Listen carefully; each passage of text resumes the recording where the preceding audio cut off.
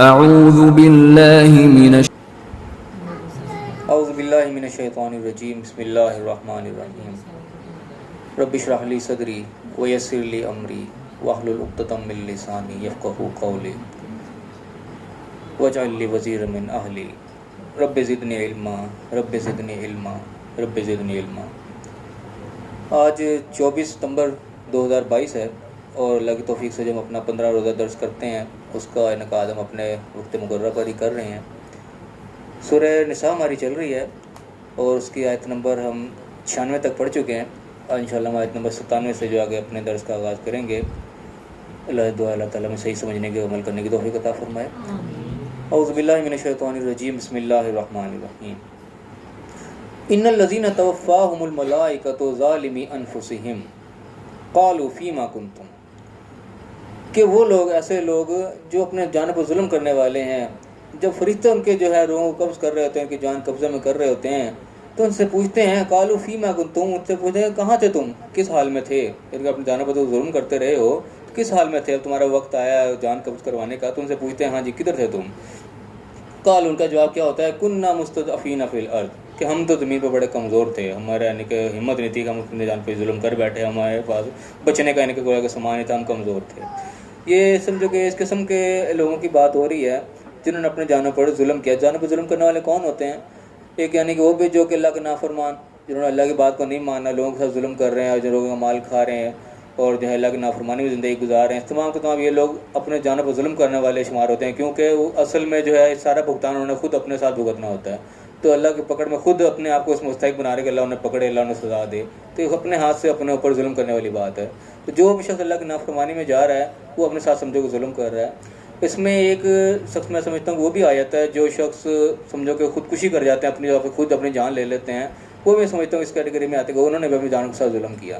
کیونکہ اللہ تعالیٰ نے جان اس لیے تو نہیں دی تھی کہ تم اس کو خود ختم کر دو۔ تو انسان کسی کا مال کھاتا ہے یا کسی کے ساتھ کوئی ظلم کرتا ہے، زیادتی کرتا ہے، تمام ظلم کے یعنی کہ مختلف قسمیں ہیں، اور کسی کی جان ہی لے لیتا ہے، اس سے بڑا کسی کیا ظلم ہوگا۔ تو جو انسان اپنے ساتھ ظلم کر رہا ہے مختلف قسم کے، اسی میں یہ بھی ہے کہ اس نے اپنی جان ہی خود سے لے لی، اس سے بڑا ظلم کیا ہوا۔ تو یہ خودکشی کرنے والے لوگ بھی میرے سامنے زمرے کے اندر آتے ہیں کہ جب فرشتے ان کے وہ ہے گروہ اپنے کو قبض کرنے آتے ہیں تو اسے پوچھتے ہیں کہ ہاں جی تم کدھر تھے۔ بالکل ایسے جیسے مثال جیسے کوئی بندہ کوئی چوری کر کے جناب ڈاکہ مار کے نکلا، بڑے چپ کر کے ادھر کو جا رہا ہے، ایک دم سے پولیس والے کو پکڑ لے، ہاں جی کدھر جا رہے ہو، ادھر آؤ ذرا، ہم تمہیں پوچھے تم کیا کر کے آئے۔ تو وہ حساب اس بندے کا جو اس نے اپنے ظلم کے ساتھ اپنی زندگی گزاری، تو اس کے بعد جو فرشتے پکڑتے ہیں ان کو پھر پوچھتے ہیں ہاں جی تم کدھر تھے، تو وہ کہتے ہیں ہم تو زمین میں بڑا کمزور تھے۔ قالوا، ان کا کیا جواب ملتا ہے کہ الم تکن ارض اللہ واسعۃ، کیا اللہ کی زمین جو ہے وہ وسیع نہیں تھی، تم یعنی کہ کمزور تھے کہ زمین کا یہ ٹکڑا رہ گیا تھا اور زمین وسیع نہیں تھی، تم یہاں سے نکل نہیں سکتے تھے، فتہاجروا فیہا، تم ہجرت کر جاتے ہیں یہاں سے۔ فاولئک مأواہم جہنم وساءت مصیرا، فرشتے نے کہا کہ ان کو یہ جواب دیتے ہیں، اس کا ان کے پاس کوئی جواب نہیں ہوتا کہ تم نکل تو سکتے تھے، نکلے کیوں نہیں پھر۔ تو یہ اللہ نے بتایا کہ وہ لوگ ہیں ان کا ٹھکانہ جو ہے وہ جہنم ہے اور وہ بہت ہی برا ٹھکانہ ہے۔ اس زمرے کے اندر یعنی کہ عام طور پہ تو پرانے تو وہی تفسیریں چلتی ہیں کہ لوگ یعنی کہ جو نئی جنہوں نے ہجرت کی انہوں نے بہانے بنائے تو پھر جناب ایسے لوگ اللہ کی پکڑ میں آ جاتے ہیں۔ آج کل کے موجودہ دور میں دیکھیں اگر تو اس کو ہم اس جگہ پہ اپلائی کر سکتے ہیں جس طریقے سے لوگ مختلف قسم کی جابس کر رہے ہوتے ہیں، نوکریاں کر رہے ہوتے ہیں، کسی ایسے فرم میں نوکری کریں، کسی ایسی جگہ جاب کریں جہاں پہ 2 نمبر کام ہوتا ہے، حرام رزق سے پیسہ کمایا جاتا ہے، سودی قسم کے بینک لے لو یا اور قسم کے کام ہے جو کہ غلط طریقے سے کام، ناجائز قسم کے لوگوں کو قبضے کر لینا، اس قسم کی چیزیں بنی ہوئی ہیں جو کہ پتہ ہے کہ مال ان کو ناجائز طریقے سے آ رہا ہے، اسی میں تم بھی نوکری کر رہے ہو، انہیں میں تم بھی تنخواہیں لے رہے ہو، سارا کچھ کر رہے ہو، ظاہر ہے حرام رستے سے کما رہے ہیں، اسی حرام کمائی میں سے تمہیں بھی کھلائی جا رہے ہیں، تمہیں بڑی اچھی تنخواہ ملے، تمہاری بڑی موج لگی ہوئی ہے، لیکن پتہ راستہ غلط راستے سے آ رہا ہے۔ تو ایسے لوگوں کو بھی چاہیے کہ وہ جو پتہ ہے کہ راستہ غلط ہے تو وہاں سے اس کو سمجھو کہ اس نوکری سے ہجرت کر جائے، اس جگہ چھوڑ دیں، کسی اور جگہ پہ چلے جائیں، پتہ ہے کہ غلط ہے۔ تو جب اللہ کی پکڑ میں آئیں گے تو پھر پوچھا جائے کہ ہاں جی کہاں تھے، کدھر سے پیسہ کماتے رہے، کہاں نوکری کرتے رہے، وہاں پہ پھر یہ ادھر نہیں چلے گا تو ہم تو بڑے کمزور تھے جی، بس ہمارا مالک ہمیں کہتا تھا یہ ہم کیا کریں، ہم تو مجبور تھے۔ یا ایسی جگہ پہ نوکری کریں جہاں وہ مطلب کہ نماز پڑھنے کی مہلت نہیں دیتا،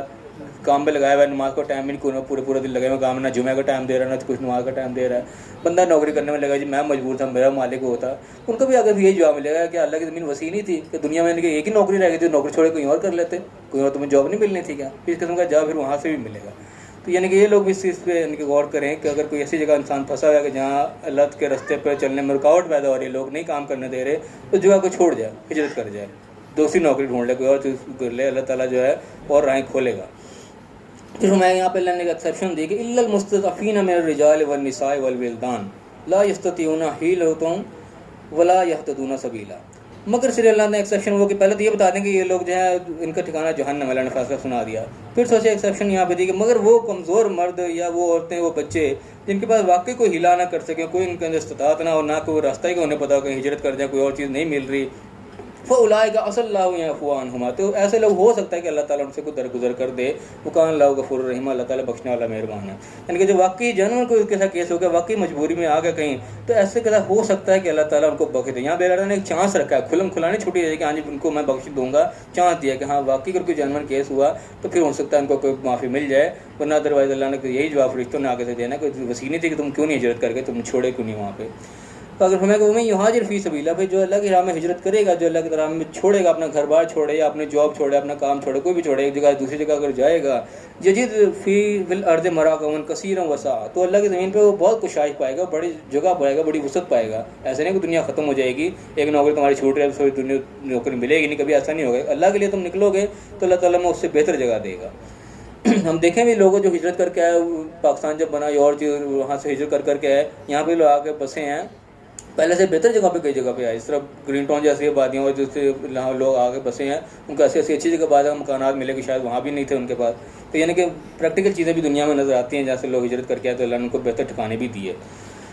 تو وہ فرمایا کہ میں یخرج من بیتہ مہاجرا الی اللہ ورسولہ، وہ جو ہے وہ نکلے گا اپنے گھروں سے اللہ اور اس کے رسول کے لیے ہجرت کرے گا، چھوڑے گا. ثم یدرک الموت، پھر اس کو کہیں نے موت نے آ لیا، فقط وقع اجر اللہ، تو اس کا اجر جو ہے اللہ کے ذمہ پڑ گیا پکا، اللہ تعالیٰ اس کو اجر دے گا، وہ ضائع نہیں ہوگا. یعنی کہ تم اللہ کے لیے اگر نکلے ہو، تمہارا بیچ میں کہیں نقصان بھی ہوگا، تمہیں کوئی مسئلہ بھی پڑ گیا، تو اللہ تمہیں اس کا ضرور اجر دے گا، اللہ تعالیٰ تم اس کا ضرور بدلہ دے گا. تمہارا وہ نکلنا جائے وہ رائے گا نہیں جائے گا، ضائع نہیں ہوگا، تم کہیں نقصان میں نہیں رہو گے، اللہ تعالیٰ تمہارا نقصان ضرور پورا کرے گا. اس کا ہمیں بھروسہ ہونا چاہیے. وکان اللہ غفور رحیم، اللہ تعالیٰ بخشنے والا بھی ہے اور رحم کرنے والا بھی ہے. فی الحال ایک ہی رکو یہاں ہوتا ہے مکمل، لیکن مختصر تھا، ہم تھوڑا سا آگے بھی پڑھ لیتے ہیں اس کے ساتھ. اگلا بیان جو آگے آ رہا ہے، اگر اس میں یہاں کسی نے کوئی سوال کرنا چاہتا ہے بے شک وہ کر سکتا ہے، نہیں تو ہم آگے چلتے ہیں. کوئی ہے کسی کا؟ چلو ہم آگے چلتے ہیں، اس کے بعد کریں گے. فرمایا کہ وَإِذَا ضَرَبْتُمْ فِي الْأَرْضِ، کہ جب تم پھر زمین پر نکلو، یعنی کہ جہاد کے لیے. ضربتم فی الارض سے مراد اکثر جو ہے وہ اللہ کے لیے جہاد کے لیے نکلنا سے مراد ہوتی ہے. وَإِذَا ضَرَبْتُمْ فِي الْأَرْضِ، جب تم نکلو اللہ کی راہ میں جہاد کے لیے زمین پہ نکلو، فَلَيْسَ عَلَيْكُمْ جُنَاحٌ أَن تَقْصُرُوا مِنَ الصَّلَاةِ، تمہارے پر کوئی گناہ نہیں اس چیز میں کہ تم نماز کو قصر کر لو. یہاں پہ قصر نماز کے یعنی کہ بیان اس کے اندر چلا ہے، بڑا یعنی کہ اہم رکوع ہے، زندگی میں اس کی بڑی ضرورت پڑتی ہے. تو یہاں پہ اللہ نے کہا کہ جب تم زمین پہ نکلو اللہ کی راہ میں، تو پھر تمہارے پاس کوئی حرج نہیں ہے کہ اگر تم نماز کو قصر کر لو. ان خفتم ان یفتنکم الذین کفروا، اگر تمہیں اس چیز کا خوف ہو کہ کافر لوگ جو ہیں تمہیں آزمائش میں ڈالیں گے، مصیبت میں ڈالیں گے. یہ وہ قصر نماز کے لیے آیت ہے جس کے بنیاد پہ جو نمازیں قصر کی جاتی ہیں. ابھی اس آیت کے جو ہم تھوڑا سا لب لباب دیکھ لیں گے اس میں کس قسم کے الفاظ استعمال ہوئے ہیں. سب سے پہلی بات یہ کہ جب تم زمین پر نکلو اللہ کی راہ میں، تو پھر تو سب اوپر کوئی حرج نہیں ہے کہ تم نماز قصر کر لو. یعنی کہ سب سے پہلے یہ الفاظ یہ بتا رہے ہیں کہ تم پہ لازم نہیں ہو پائے گا کہ تم لازمی اس کو قصر کرو. ایک آپشن دیا کہ تو کوئی حرج نہیں کرنا چاہو تو کر سکتے ہو. تو پھر مزید ایک کنڈیشن آگے لگا دی، ان خفتم، اگر تمہیں اس چیز کا خوف ہو، ان یفتنکم الذین کفروا، کہ کافی لوگ تمہیں ستائیں گے. یہ بھی یعنی کہ ساتھ کنڈیشن لگا دی. کنڈیشن ایسی ہے کہ تمہیں خوف پڑ رہا ہے، تم ستائے جاؤ کہ نہیں اتنا ٹائم ملے گا، تو ٹھیک ہے کوئی حرج نہیں، تم قصر بھی کر لیا کرو. تو یہاں بعض لوگ یعنی کہ اس چیز میں بڑی شدت کرتے ہیں کہ لازمی قصر کرنا ضرور ہے، نہیں قصر کرو گے تو تمہیں گناہ ہو جائے گا. ایسا ہی شاید سے کم از کم نہیں پتہ چلتا کہ اللہ طرف سے ایک چھوٹ ملی ہے، ایک آپشن ملی ہے، تم اس کو چاہو اویل کر سکتے ہو، لیکن یہ تھوک نہیں دیا کہ لازمی تم اویل کرو گے، نہیں کرو گے تمہیں گناہ ہو جائے گا. ایسی اس آیت میں کوئی چیز نظر نہیں آتی. پھر میں کہ ان الکافرین کانوا لکم عدوا مبینا، بے شک کافر جو ہیں وہ تمہارے کھلے دشمن ہیں، یعنی کہ وہ موقع کی تلاش میں ہوتے ہیں کہ تمہیں کہیں بھی نقصان پہنچا دیں. تو ایسی اگر کنڈیشن ہے تمہیں خوف ہے کہ تمہیں نقصان پہنچایا جائے گا، تو پھر کوئی حرج نہیں، تم نماز کو قصر کر سکتے ہو، مختصر کر سکتے ہو. میں کہ وَإِذَا كُنْتَ، یہ اگلی آیت بھی یعنی کہ بڑی اہم ہے کہ وَإِذَا كُنْتَ فِيهِمْ، جب تم ان کے بیچ میں ہو، آپ صلی اللہ علیہ وسلم سے مخاطب ہوئے کہا جا رہا ہے کہ جب تو ان کے بیچ میں ہو، فَأَقَمْتَ لَهُمُ الصَّلَاةَ، تو ان کے لیے نماز کو قائم کر. فَلْتَقُمْ طَائِفَةٌ مِّنْهُمْ مَعَكَ، تو ایک جماعت کو چاہیے کہ وہ تیرے ساتھ کھڑے ہوں. وَلْيَأْخُذُوا أَسْلِحَتَهُمْ، اور اپنا اسلحہ لے کے رکھیں. یعنی کہ جنگ کی حالت بتائی جا رہی ہے کہ ایسی کنڈیشن ہے کہ نماز کا وقت آیا، تم ان کے بعد نماز پڑھنے کھڑے ہو تو سارے کے سارے اکٹھے نہیں کھڑے ہو جائیں کہ دشمن تو تمہاری طاق میں بیٹھا ہو، تم ذرا سا ادھر ادھر ہو تو تمہارے پہ حملہ کرے. تم نے پھر ایک جماعت نماز پڑھی، دوسری جماعت ساتھ اسلحہ لے کے کھڑی رہے ان کے حفاظت کے لیے. فَإِذَا سَجَدُوا، پھر وہ سجدہ کر لیں، مثلا ایک سجدہ ان کا ہو جائے اگر، فَلْيَكُونُوا مِن وَرَائِكُمْ، تو وہ تمہارے اس کے پیچھے چلے جائیں. وَلْتَأْتِ طَائِفَةٌ أُخْرَىٰ لَمْ يُصَلُّوا، پھر دوسری جماعت آ جائے جس نے ابھی نماز نہیں پڑھی. فَلْيُصَلُّوا، پھر وہ نماز پڑھیں وہاں کا. وَلْيَأْخُذُوا حِذْرَهُمْ وَأَسْلِحَتَهُمْ، دوسرے جب ان کا جو ہے بچاؤ کا سامان و اسلحہ جو وہ پکڑ لیں. ود الذین کفروا کافر تو یہ چاہتے ہیں کہ لو تغفلون عن اسلحتکم، تو تم اپنے اسلحے کا ذرا غافل ہو جاؤ، وامتعتکم فیمیلون علیکم میلۃ واحدہ، تم اپنے مسئلہ اپنے ساز و سامان سے ذرا تم غافل ہو تو تم پہ یک بار ٹوٹ پڑے، تم ایک دم اوپر حملہ کر دیں، اس طاق میں بیٹھے ہوئے ہیں۔ یہاں تک یعنی کہ اس آیت کو دیکھیں ہم تو اس سے تھوڑا سا ہم نماز کی اہمیت کا اندازہ لگائیں کہ اللہ کے نزدیک نماز کی کس قدر اہمیت ہے کہ اس میں کہیں بھی چھوٹ نہیں دی جا رہی ذرا برابر، اس کے مختلف طریقے بتائے جا رہے ہیں کہ تم اس طریقے سے کر لو، آدھی پڑھ لو، پوری پڑھ لو، یا قصر کر لو، یا تمہیں حفاظت کر لے، آدھی حفاظت کر لے کھڑ جائیں، آدھے بعد میں آ کے پڑھ لیں، لیکن یہ نہیں کہا جا رہا کہ تم چھوڑ دو۔ خیر ہے، چھوڑنے کا یہاں پہ کوئی تصور نہیں اللہ تعالیٰ نے قرآن پورے میں بیان کیا۔ اس سے پہلے ہم سورہ بقرہ میں پیچھے پڑھ کے آئے تھے، وہاں پہ یہ چیز آئی تھی کہ تم مسئلہ مسائل اس طرح تو پیدل چاہے پڑھ لو، چاہے سواری پہ ہو سواری پہ پڑھ لو، جس طرح بھی ہو تم پڑھ لو، یعنی کہ پڑھنا اتنا ضروری اس میں اللہ تعالیٰ نے قرآن میں بیان کیا ہے کہ اس کی چھوٹ کہیں نہیں ہے۔ ورنہ تو انسان جو جنگ کے لیے نکلا، اپنی جان لے کے نکلا ہوا ہے، اس سے بڑی کیا چیز ہے؟ اندر کہہ سکتے اللہ جان ہی لے کے تیرے آگے حاضر ہو گیا، اب نماز بھی چھوٹی چیز رہ گئی، میں جان ہی لیا تو اس سے بڑی کیا بات ہے؟ لیکن نہیں، جان بھی لے کے نکلے ہوئے ہو تو نماز کو وہاں پہ پھر بھی قائم رکھا گیا، اس کے لیے یعنی کہ اسپیشل طریقہ بتا دیا گیا کہ آدھے نماز پڑھ کے کچھ کھڑے رہیں اسلحہ لے کے، کوئی ایک نماز پڑھ کے اٹھ جائیں، دوسرے آ جائیں، یعنی کہ نبی ایک ہی جماعت کرا رہا ہے تو پیچھے دو جماعتیں چینج ہوں گے اس کے پیچھے، یہ ایک اسپیشل طریقہ کار بتا دیا، لیکن معافی نہیں دی گئی، چھوڑا نہیں گیا کہ چلو بعد میں کر لینا۔ اور دوسرے یہاں پہ ایک اور چیز دیکھیں گے کہ جمع کرنے کی بھی آپشن ہوتی ہے اللہ کے، لیکن یہاں پہ اللہ تعالیٰ نے جمع کرنے کا بھی نہیں کہا کہ چلو ٹھیک ہے دن بھر تم لڑ رہے ہو تو رات کو سارے کٹھی جمع کر کے پڑھ لیا کرو، ایسا بھی نہیں ہے، کیونکہ جنگ تو جو بھی ہوتی تھی وہ تو دن میں ہوتی تھی نا، رات کو فرڈ لائٹ میں تو جنگ ہوتی نہیں تھی، رات کے دن فارغ ہو گئے اس ہم ساری نمازیں تم جمع کر لو، یہ بھی اللہ نے آپشن نہیں دی، پڑھنی ہے جنگ کے دوران ہی پڑھنی ہے۔ تو یہاں بھی اسی سے یہ پتہ لگا رہا ہے کہ نمازوں کے باقاعدہ اوقات جو ہیں فکس نہیں، اوقات کے اندر ان کو پڑھنا ہے، وہ چاہے قصر کر لو، تھوڑی کر لو، چلتے ہوئے پڑھ لو، سواری میں پڑھ لو، ایک دوسرے کا حفاظت کرتے ہوئے پڑھ لو، لیکن پڑھنی ہے، یہ نہیں کہا کہ ٹھیک ہے۔ حالانکہ عام حالات میں بھی جب کیا کہتے ہیں جمع کرنے کا آپشن دی گئی ہے تو جنگ میں تو اس سے زیادہ ہو، یعنی کہ مشکل کنڈیشن وہاں پہ ساری جمع کرنے کی آپشن ہو جاتی، رات کے ٹائم یعنی کہ 2 کی تو آپشن عام حالات میں علماء بتاتے ہیں کہ تم یعنی کہ فجر تک بھی پڑھ سکتے، مغرب کی نماز کو بالکل عشاء کی لاسٹ فجر سے پہلے بھی تم پڑھ سکتے، اتنی لیٹ عام حالات میں ہو رہی ہے۔ جنگ کے حالات میں تو اللہ تعالیٰ چاروں میں چاہتا ہے جمع کروایا تھا، لیکن جمع کروانے کا بھی یہاں کوئی تذکرہ نہیں آیا، باقاعدہ یعنی کہ پتہ لگ رہا ہے کہ ٹائم سے ہی اس کو پڑھنی ہے، طریقہ کار وہ بتا دے کہ جس طریقے سے بھی ہو سکتا ہے کرو، لیکن نماز پڑھنی ہے۔ اب اس میں خاص طور پہ ہم وہ لوگ غور کریں اس چیز کے اوپر جو نمازوں کو اہمیت نہیں دیتے،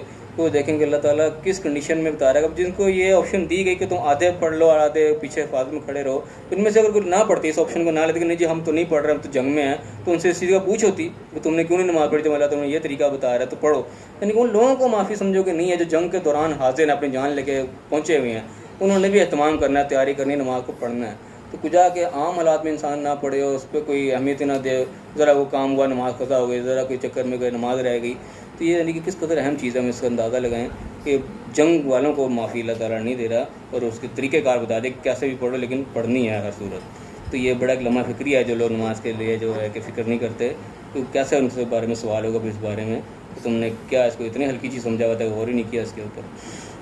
پھر فرمایا گیا کہ یہ جو لوگ ہیں کافی وہ تو اس طاق میں ہے کہ تم ذرا سا غافل ہو، تم پر ایک دم ٹوٹ پڑے۔ پھر فرمایا کہ ولا جناح علیکم ان کان بکم عظم من مطر او کنتم مرضی ان تضعوا اسلحتکم، تو تمہارے کو اس چیز پہ کوئی گناہ نہیں، اگر تمہیں تکلیف ہو کسی بارش کی طرف سے یا تم مریض ہو بیمار ہو اس چیز میں، تم تھوڑی دیر کے لیے اپنے کا اسلحہ اتار سکتے ہو، بخصوص حفظ رکھنے کو اپنی جو ہے بچاؤ کا سامان وہ ضرور اپنا تیار رکھو، چوکس رہو، بالکل غافل نہیں ہونا، ٹھیک ہے۔ ایسا ہے کہ بارش ہوگی، بارش کے دوران ٹھیک ہے نہیں ہو رہی جنگ، رکے ہوئے لوگ، کیونکہ وہاں تو سارے دو بدو سیدھی جنگ تھی، تو بارش ہو رہی لوگ رکے ہوئے ہیں، تو ٹھیک ہے اتارنا چاہو اتار بھی سکتے ہو، لیکن اتنا غافل نہیں ہو جانا کہ لوگوں کو موقع مل جائے۔ خذوا حذرکم کا لفظ ہے کہ وہاں پہ محتاط ضرور اپنی احتیاط کا سامان جو وہ لازمی چوکس رہو۔ ان اللہ اعد للکافرین عذاب مہین، اللہ تعالیٰ نے کافروں کے لیے رسوائی کا عذاب تیار کر رکھا ہے کہ تمہارے ہاتھوں سے انہوں نے رسوا ہونا ہے، تم اپنا چاقو چوبند رہو۔ پھر میں کہ فَإِذَا قَضَيْتُمُ الصَّلَاةَ، ابھی جب تم نماز مکمل کر لو، فَاذْكُرُوا اللَّهَ قِيَامًا وَقُعُودًا وَعَلَىٰ جُنُوبِكُمْ، تو اللہ کو یاد رکھو قیام میں بھی، کھڑے بھی، بیٹھے بھی، اور اپنے کروٹوں کو بھی، کہ ہر وقت اللہ کو یاد تم نے کرتے رہنا ہے۔ ان کی نماز تم نے پڑھی ہے، قصر پڑھی ہے، تھوڑی پڑھی، یا آتے پیچھے ڈیوٹی پہ رکھ کے پڑھی، 8 دن بعد میں پڑھی، جس طرح سے پڑھی، اپنے وقت پہ جو کام کرنا تھا وہ تو کر لیا، اس سے جب فارغ ہو گیا تو پھر ہر وقت بھی بیٹھے کھڑے تم ہر وقت اللہ یاد ہونا چاہیے، اللہ کو تمہیں کسی حال میں بھولنا نہیں ہے، اللہ کا ذکر کرتے رہو۔ ذکر کرنے سے مراد ہے کہ اللہ ہر وقت ہمیں مائنڈ میں رہے، کسی لمحے بھی ہم اللہ کو نہ بھولیں۔ اللہ نہ بھولے کیا مطلب کہ اللہ کے احکامات نہ بھولے، کس موقع پہ اللہ نے کیا حکم دیا ہوا ہے وہ ہمیں یاد رہنے چاہیے ہر حال میں۔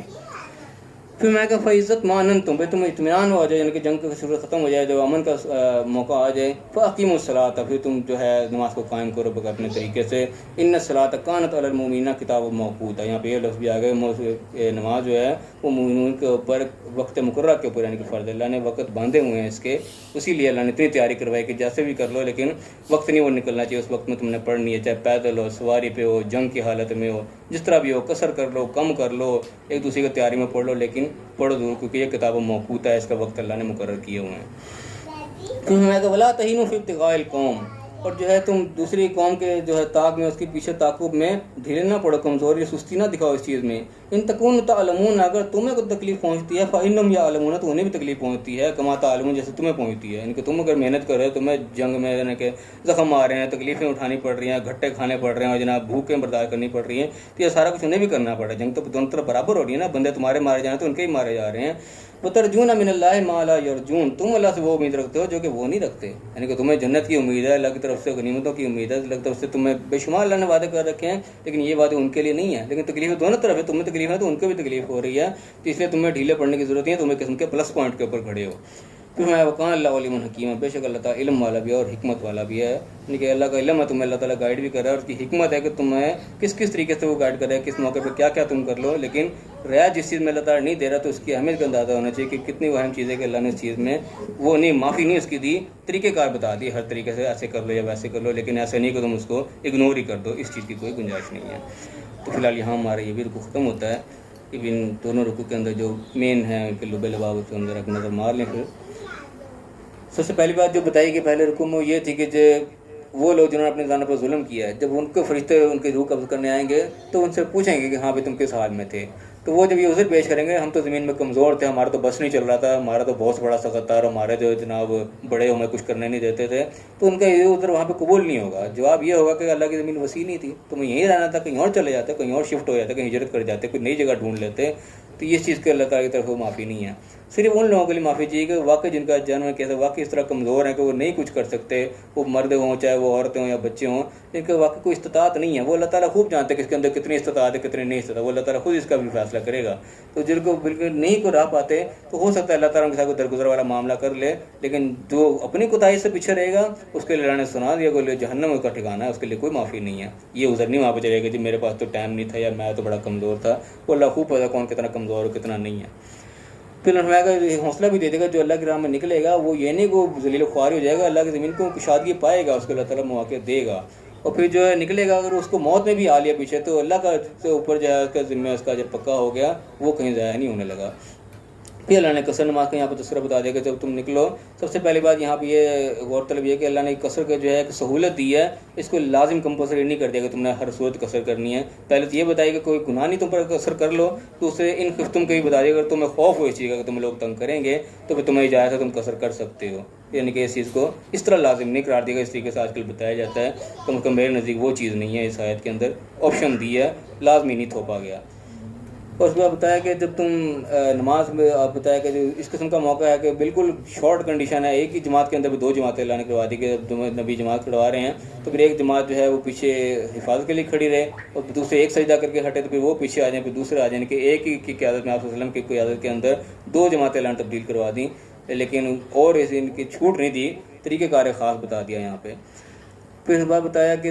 کافروں کے اندر کی بات بتائی کہ وہ اس طاق میں کہ تم بس ذرا سا اپنے سے غافل ہو تو تم میرے اوپر وہ ایک دم سے ٹوٹ پڑے، یعنی کہ عام حالات میں بھی دیکھا جائے کہ نماز کے وقت یعنی کہ وہ موقع کی تلاش میں ہیں، تو عام حالات میں بھی ظاہر ہے ہر وقت موقع کی تلاش میں ہے، کس طریقے سے مسلمان بس اپنے اس سے غافل ہوں تو ہم جب ان کے اوپر ایک دم سے حملہ کر لیں، جس طریقے سے واقعہ بتایا تھا کہ عید کے دن بھی ایک دفعہ انڈیا نے اس طریقے سے حملہ کیا تو عید کے دن ان کا جہاز مار کرایا گیا تھا، اس طاق میں تھے کہ عید کے دن آتے وہ سارے اپنے موجوں میں لڑے ہوں گے تو آج ہم کا حملہ کر دیں، یعنی کہ چیز پریکٹیکل نظریہ جو اللہ نے 14 سال پہلے بتائی کہ وہ اس طاق میں ہے کہ تم ذرا سے غافل ہو تو ہم تمہیں ایک دم حملہ کر دیں۔ تو یہ وہ چیزیں جو اللہ تعالیٰ ہائی الرٹ کر رہا ہے مسلمانوں کو کہ ہر وقت ہمیں جو ہے وہ چوکس رہنا چاہیے، چاقو چوبند رہنا چاہیے۔ اس میں اللہ نے بتایا کہ ایسے بارش کا معاملہ ہے جو کہ مرض ہے، ایسا کہ تم اپنا اسلحہ اتار کے رکھنا چاہتے ہو، ٹھیک ہے اللہ گنجائش دے رہا ہے، لیکن چوکس پھر بھی رہو، بالکل غافل نہیں ہونا کیونکہ وہ ہر وقت تیار کھڑے ہیں۔ اور فرمایا کہ جب تم نماز پھر ادا کر لو تو پھر ہر وقت اللہ کو یاد رکھو. اللہ تعالیٰ کسی صورت میں ہمیں بھولنا نہیں چاہیے. اللہ کے احکامات ہر وقت ہمارے ذہن میں ہونے چاہیے. ہم کھڑے ہیں, بیٹھے ہیں, لیٹے ہیں, گویا کہ زندگی کا کوئی بھی معاملہ ہے, کسی بھی حالت میں ہم, وہ اچھا حالت ہے, درمیانی حالت ہے, یا بالکل گئی گزری حالت ہے, کسی بھی حالت میں ہوں, ان تینوں حالتوں سے ہم دوسری حالت میں کھڑے بیٹھے لیٹے ایک چیز ہے, لیکن اچھی حالت ایک درمیانی حالت ہے کہ انسان کی بالکل ہی گری ہوئی حالت, کسی بھی کنڈیشن میں انسان ہے, اللہ کو ہر وقت یاد ہے کہ اللہ نے ہر موقع کے لیے اپنے احکامات جو نازل کر رکھے ہیں, وہ ہمیں یاد ہونے چاہیے کس موقع پر ہم نے کیا کرنا ہے. اور ہمیں اگر تم اطمینان میں ہو تو پھر ایسے نماز ادا کرو جیسے تمہیں بتایا گیا ہے, کیونکہ نماز جو مومنین کے اوپر وقت مقررہ پر اللہ نے فرض کیا, تو اس وقت کا بھی ہمیں آنے کا احساس ہونا چاہیے. نماز کو ہم وقت پہ پڑھیں, کچھ جا کے پڑھے ہی نہ سرے سے, وہ تو بالکل ہی رہے گی بات. تو اگر فرمایا کہ تم جس طریقے سے تکلیف تمہیں بھی ہوتی ہے اس طرح ان لوگوں کو بھی ہوتی ہے, لیکن مسلمانوں کو جو اللہ سے امید ہے وہ ان لوگوں کو امیدیں نہیں ہے. جو اللہ تعالیٰ ہم سے وعدے کر رکھے وہ ان سے وعدے نہیں کر رکھے. الگ تکلیفیں وہ لوگ بھی اٹھاتے ہیں, وہ بھی اپنی جگہ محنت کر رہے ہوتے ہیں. تم اللہ کے لیے محنت کرو کہ تمہیں اللہ تعالیٰ نے زیادہ اجر ثواب کا تم سے وعدہ کر رکھا ہے. جو امیدیں تمہارے لیے ہیں وہ امیدیں ان لوگوں کے لیے نہیں ہیں. تو اللہ تعالیٰ نے اس طریقے سے مسلمانوں کے حوصلوں کو یہاں پہ بڑھایا. تو اللہ تعالیٰ دعا جو پڑھا ہے ہمیں اس کو صحیح سمجھنے کی, اپنی زندگی میں لاگو کرنے کی توفیق عطا فرمائے. صحیح سمجھ کے دوسروں تک بھی اپنے پیغام کو اللہ کو پہنچانے کی توفیق عطا فرمائے, اور دنیا آخرت میں دونوں جگہ کامیاب فرمائے. کسی نے کوئی سوال پوچھنا ہے اس کے بارے میں تو وہ کر سکتا ہے. وآخر دعوانا الحمدللہ رب العالمین.